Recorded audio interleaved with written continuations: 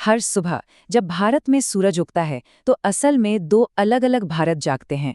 एक भारत जो शानदार हाई राइज इमारतों में अपनी आंखें खोलता है और दूसरा भारत जो किसी तंग झुग्गी में इस उम्मीद से जागता है कि आज शायद कोई काम मिल जाए।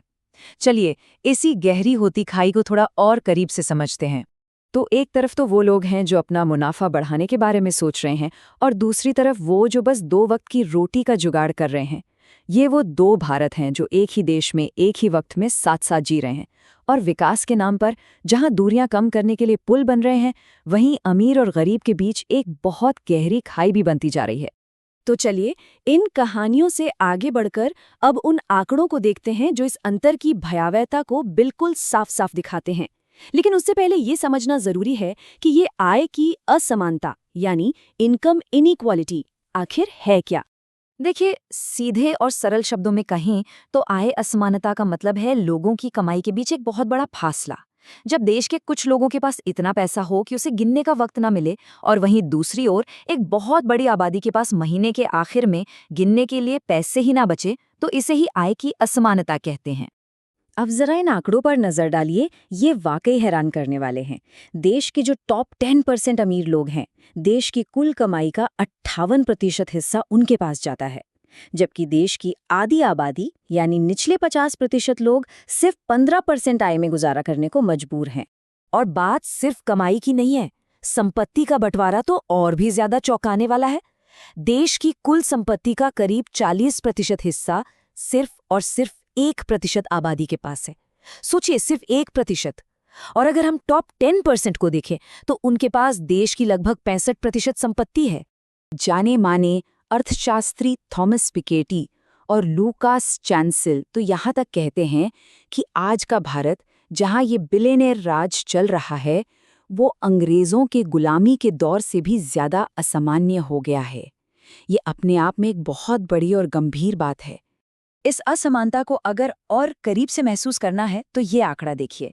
ऑक्सफैम की एक रिपोर्ट बताती है कि मुकेश अंबानी ने 1 सेकंड में जितना पैसा कमाया, उतना कमाने में एक अकुशल मजदूर को कम से कम 3 साल लग जाएंगे। ये सिर्फ एक आंकड़ा नहीं है, ये उस व्यवस्था की तस्वीर है जो हर दिन करोड़ों लोगों की जिंदगी तय करती है। तो सवाल ये उठता है कि अमीर और गरीब के बीच की ये खाई आखिर इतनी गहरी हुई कैसे? हम यहाँ तक पहुँचे कैसे? इसका जवाब समझने के लिए हमें इतिहास में थोड़ा पीछे जाना होगा। देखिए, आज़ादी के बाद खासकर 1960 से 1980 के दशक में समाजवादी नीतियों की वजह से ये खाई असल में कम हुई थी। उस समय टॉप 1% अमीरों का राष्ट्रीय आय में हिस्सा घटकर सिर्फ 6% रह गया था। लेकिन फिर आया 1991 का दौर, आर्थिक सुधारों का दौर, और यहीं से ये फासला एक बार फिर तेजी से चौड़ा होने लगा। तो हुआ क्या था? 1991 से पहले सरकार ने बैंकिंग और तेल जैसे अहम क्षेत्रों को अपने कंट्रोल में रखा था और अमीरों पर 97% तक भारी टैक्स लगाए थे। लेकिन 1991 के बाद सब कुछ बदल गया। निजीकरण को बढ़ावा दिया गया और ऊंची आय पर टैक्स कम कर दिए गए। नतीजा? असमानता फिर से रॉकेट की रफ्तार से बढ़ने लगी।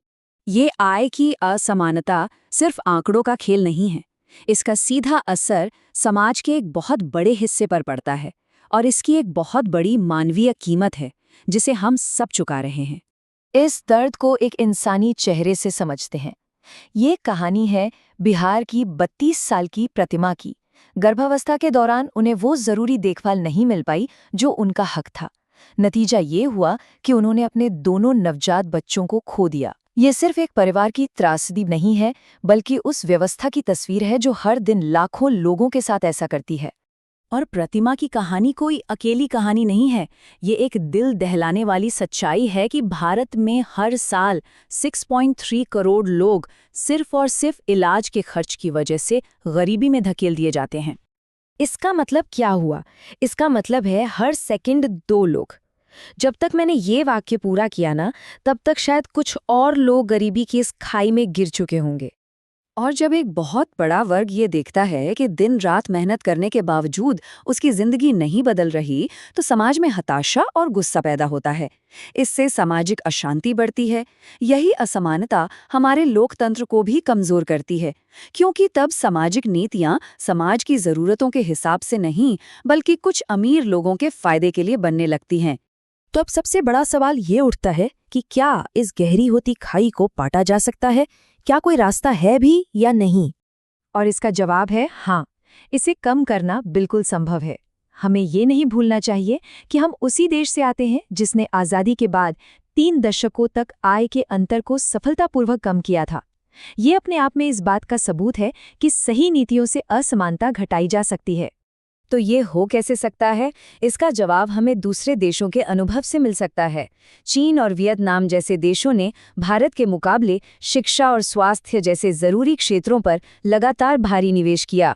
नतीजा ये हुआ कि तेज आर्थिक विकास के बावजूद वहां भारत जैसी भयंकर खाई पैदा नहीं हुई। तो एक्सपर्ट्स 3 बड़े सुझाव देते हैं। पहला, टैक्स सिस्टम में सुधार किया जाए जिसमें सिर्फ कमाई पर नहीं बल्कि कुल संपत्ति पर भी टैक्स लगे। दूसरा, शिक्षा और स्वास्थ्य जैसी बुनियादी जरूरतों में भारी सरकारी निवेश हो। और तीसरा, आर्थिक आंकड़ों में पूरी पारदर्शिता हो ताकि हम सभी को पता चल सके कि असल में हो क्या रहा है और सही नीतियां बन सकें। नोबेल पुरस्कार विजेता अमर्त्य सेन बहुत अच्छी बात कहते हैं। वो कहते हैं कि असली सवाल ये नहीं है कि किसके पास कितना पैसा है, बल्कि ये है कि क्या लोग उस पैसे से एक अच्छी जिंदगी जी पा रहे हैं। हमें सिर्फ आय की नहीं बल्कि अवसर की बराबरी चाहिए। और आखिर में अर्थशास्त्री जोसेफ स्टिग्लिट्ज की ये बात सोचने पर मजबूर करती है। वो कहते हैं कि सबसे अमीर 1% लोगों ने पैसे से सब कुछ खरीद लिया, लेकिन एक चीज नहीं खरीद पाए, और वो है ये समझ कि उनका भविष्य इस बात से जुड़ा है कि बाकी 99% लोग कैसे जीते हैं। ये एक ऐसा सवाल है जिसका जवाब हम सबको मिलकर खोजना होगा।